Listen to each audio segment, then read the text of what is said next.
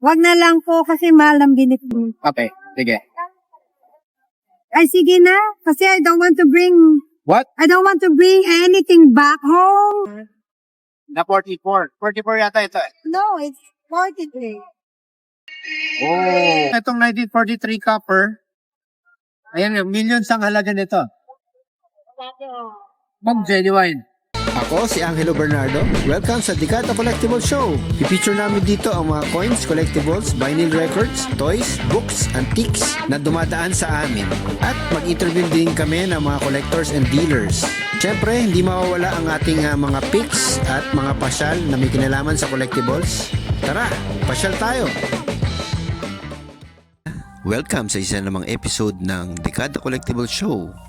At dito pa rin tayo sa Festival Mall, Alabang. Habang marami namimili ng collectibles at coins dito, marami din namang nagbebenta ng mga quality collectibles. Meron tayo seller ngayon na galing. Saan state kayo galing? Michigan. Dami oh.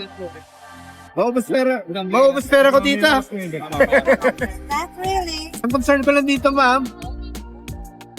Since sa US din nabili, mas mura yung bentahan dito. Mas mura ko mapipili sa inyo kaysa sa pagkabili nyo. So, yun yung concern ko, ma'am. Yan. So, ito, ma'am. Papareho ko na rin yung bili ko locally. This one, ang bili ko is 420 each. 420? Yeah. Di ba 5?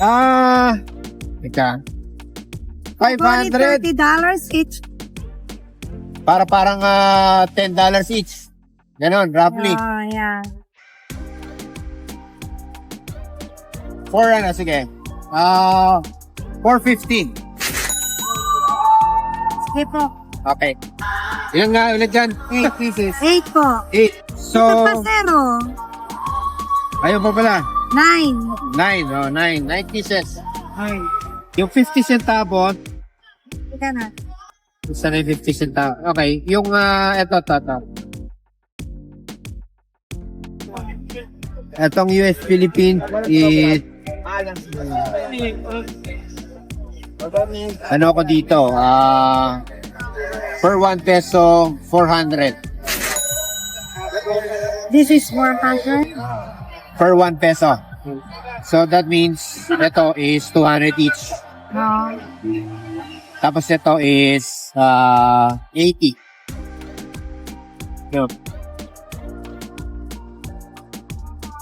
Sana pag hindi okay, we can pwede nyo hindi benta, okay naman. Wag na lang po kasi mahal ang binit mo. Okay, sige.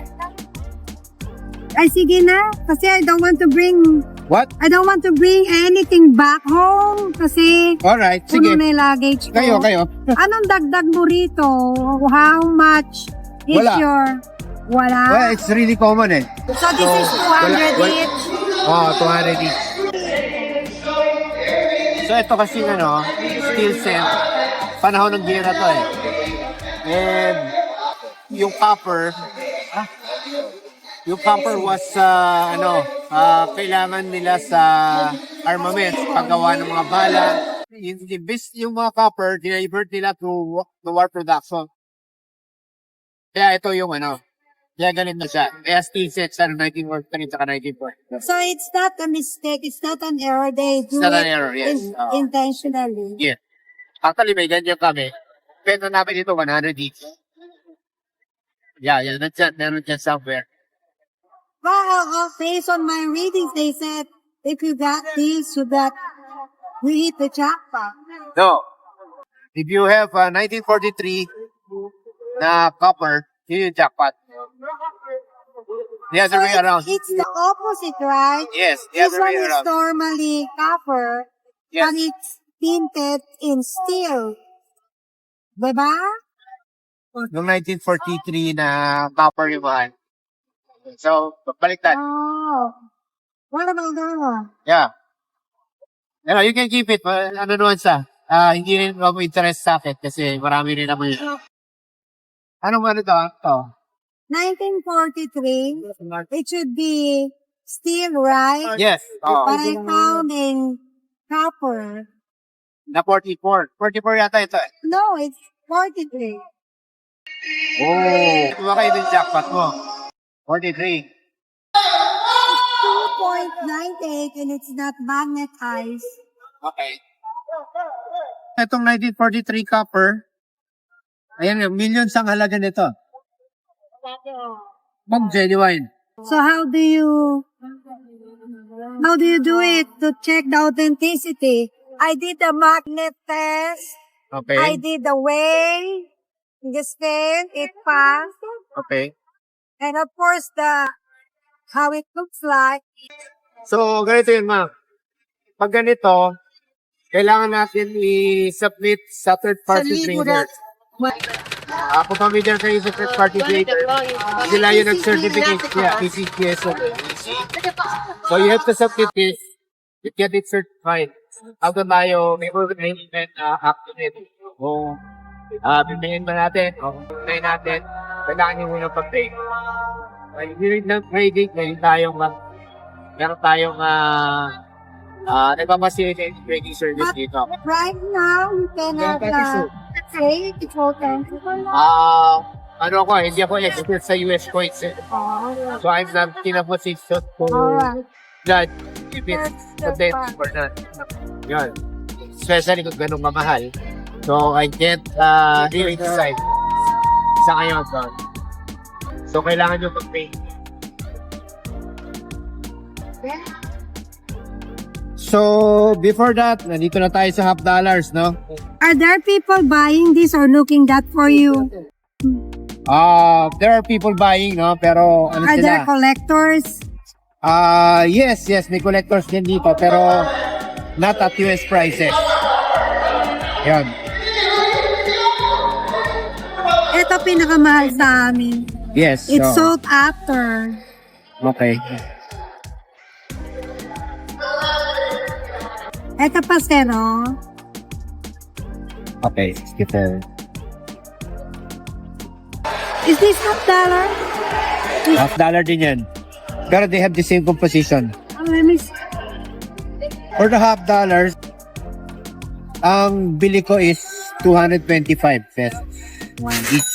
250 na, sir. Para may maiwan ako sa mga anak. 250. Sige, 250. Okay. So, bilangin natin. 1, 2, 3, 4, 5, 6, 7, 8, 9, 10, 11, 12, 13, 14, 15, 16, 17, 18, 19.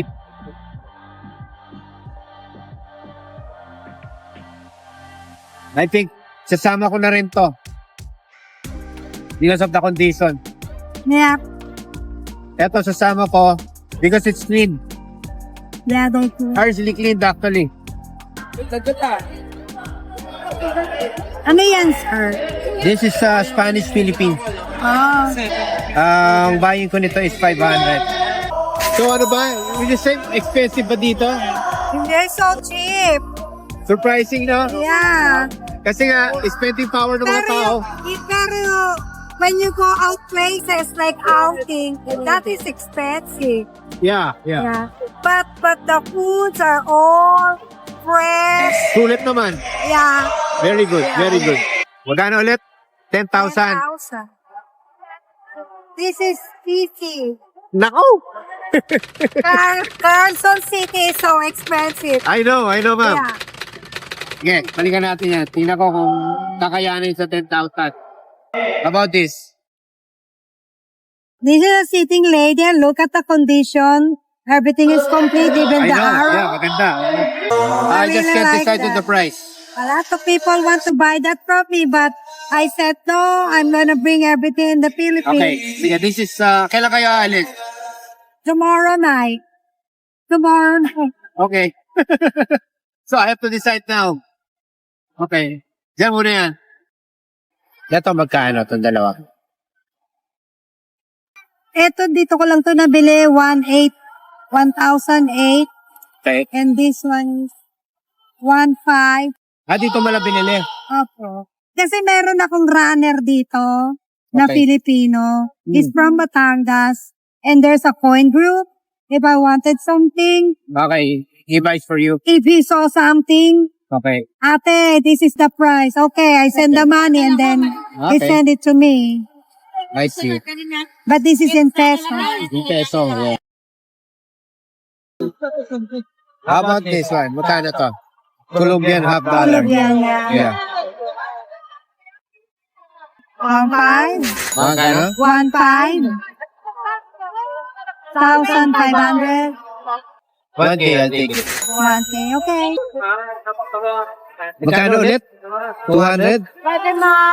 What? Yeah. Sige, I'll take both. Ito, wag na muna to. I guess ito, 100. Okay.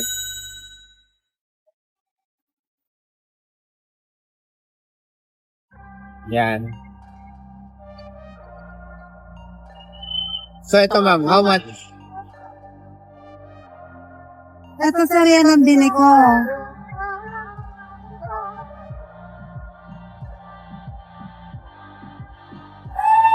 How much do you buy? Magkano pong bili niyo sa cake? Pili ko?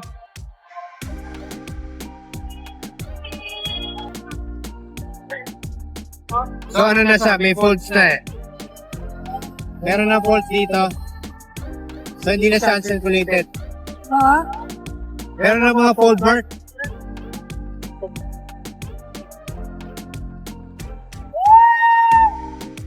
I don't know.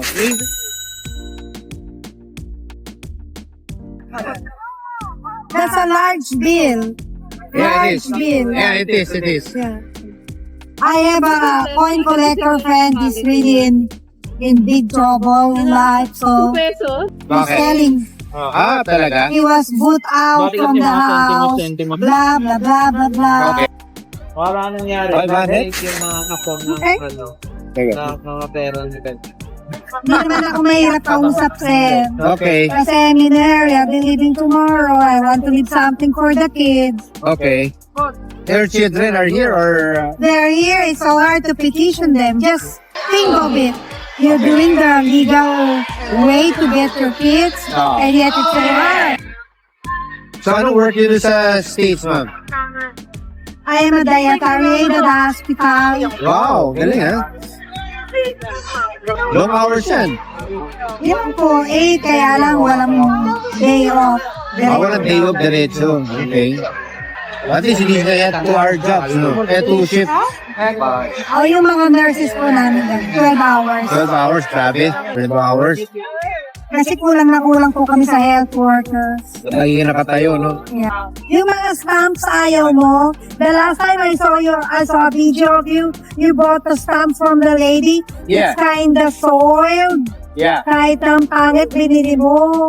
Yeah, because nasa ano ko, within my Your range. yung mga first day covers kasi ako na Philippines eh. Ah. So, within my Meron ba yan? expertise. Gamit sa mga ito. Ayan. Sobra pala.